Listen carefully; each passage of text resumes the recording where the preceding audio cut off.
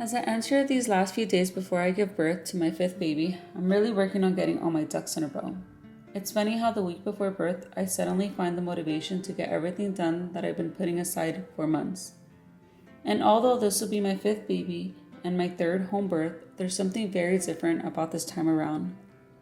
My faith is different, and that pretty much means everything is different. I'll get into that a little more later.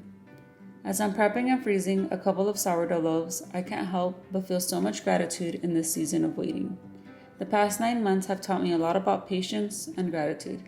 You spend the first trimester just trying to get through the sickness, and by the end of the third trimester, your body feels so heavy and uncomfortable that you're more than ready to meet your baby. I've been asked before, how do your arms not get so tired from holding a baby all the time? And I think that's one of those little things about pregnancy that just amazes me. For 40 weeks, sometimes even longer, our bodies slowly adjust to carrying more and more weight. By the end, we're uncomfortable, we're heavy, we're tired, and we're so ready to have this baby. And then suddenly, that 6 or 7 pounds in our arms doesn't feel so hard to carry anymore. And even the discomfort at the end feels like it has a purpose. You spend so much of pregnancy thinking about birth and maybe even being a little nervous about it, but eventually you reach that point where you're just ready. You're ready to go through the hard part because you want to meet your baby. And all those months of waiting gives us time to prepare too. We make room for them in our homes, we change the way we live, we feel them moving around inside of us, and we start loving and caring for this little person before we've even seen their face. There are just so many little things like that throughout pregnancy and motherhood that make me stop and think about how intentionally God designed us to carry and care for our babies. Without getting too much into it here, I recently shared my testimony of coming out of New Age beliefs and becoming a believer in our Creator, Yahweh. With my previous births, I always prepared physically and mentally. I knew that our bodies were beautifully designed to bring life into this world, and I leaned heavily into that. But ultimately, I was leaning on my own strength. This time is different. This time, I know I don't have to rely on my own strength. I can lean on His. And there is so much peace in that. Birth is still difficult, I know that. I've done it 4 times before. But this time, I'm preparing not only physically and mentally, but spiritually too. I'm preparing to go into birth with prayer, scripture, worship, and faith, knowing that when I feel like I've reached the end of my own strength, I can lean on His. Now that I'm getting close, I'm making sure I have all of my home birth things together and ready to go. I have my bin with everything we'll need for the home birth, so it's all in one place and easy to grab when the time comes. And since we're in a smaller space now, I've decided not to get a separate dresser for the baby. Instead, I cleared out one of the drawers in my dresser for all of her little clothes. It just made more sense for us, and it felt a lot more practical in this season, especially since babies don't really need much at the beginning. I'm also packing this bag for a few things for baby, just in case we do end up needing to go to the hospital. I'm obviously planning and praying for another home birth, but I still want to be prepared in case things don't go exactly as I plan.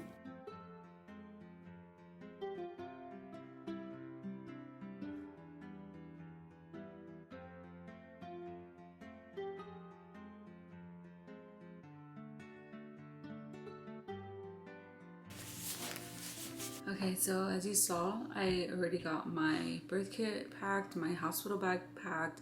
I am having a home birth, but it's always good to have an emergency hospital bag in case I need to be transferred or if there's an emergency and I need to go to the hospital and I can't be at home anymore. So I got that packed. The other thing on my list is packing my little diaper caddy that I keep bedside. And so I just want to share really quickly what I put in here. This pocket, I have my nursing pads. I have a ton of them because I go through so many and I use the reusable ones. And what's awesome is that I've had these since Aurora, she's 4 now. But I've used them through her, through my son, and now through this baby I'm going to use them. So I'm glad I have those. The Haka's here too, but this needs to be sanitized and washed because it's super dusty. It's been like in the closet and the kids started playing with it. So that's going to be sanitized today. And then in this pocket I have burp cloths, and then I have a thermometer. I have booba cream, which is like a cream that I've been making since I had my first daughter like 13 years ago. I made it when she was probably like 2 or something. That's when I started making it. And it's just kind of like a natural Neosporin type of thing. I still have to put the labels. I haven't got around to doing that. And then my homemade tallow. This is like the the unscented baby's, it's called baby's breath. I named all of my 4 scents different things.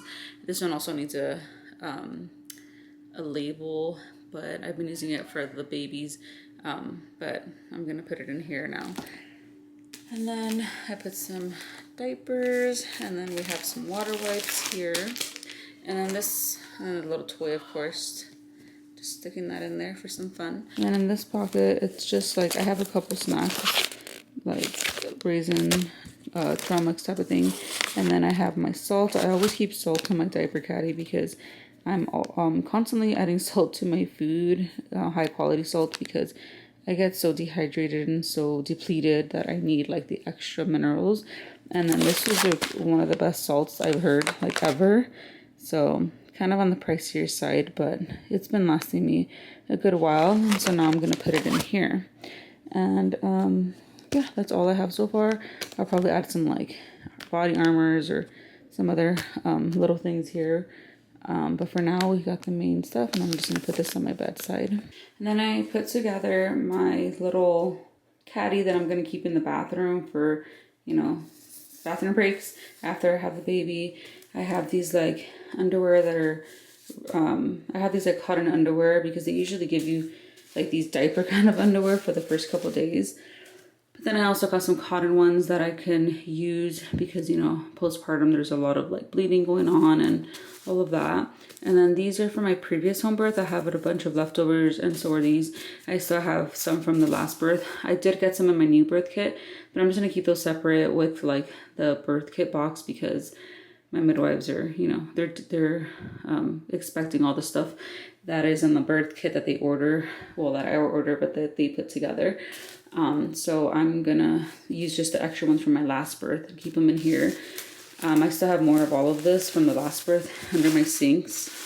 So I just stacked up a few of these, and I honestly cannot remember how long or how many days I used these or these kinds, but it's crazy. It's my 5th baby, but I still like forget like what do I need when it comes to like my diaper caddy or my hospital bag or my diaper bag. I'm like, what do I need in here? The only thing I can think of is like an extra change of clothes, diapers, wipes, and that's it, like a nursing pad, because I have like the food here, and then that's pretty much it. So it's kind of hard for me to like remember everything that we need. So I'm gonna stick this behind my toilet so it can be easy for me to grab once I come in here.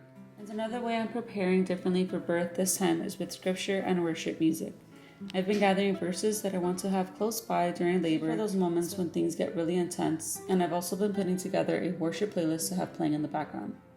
I really want to be able to turn my mind back to God in those moments and remember that I don't have to rely completely on my own strength. I'm putting all of those scriptures together into a printable, and I'll add some of the worship songs I'm preparing for birth to. I'll leave that linked below if you're preparing for birth and want to use it for your own birth.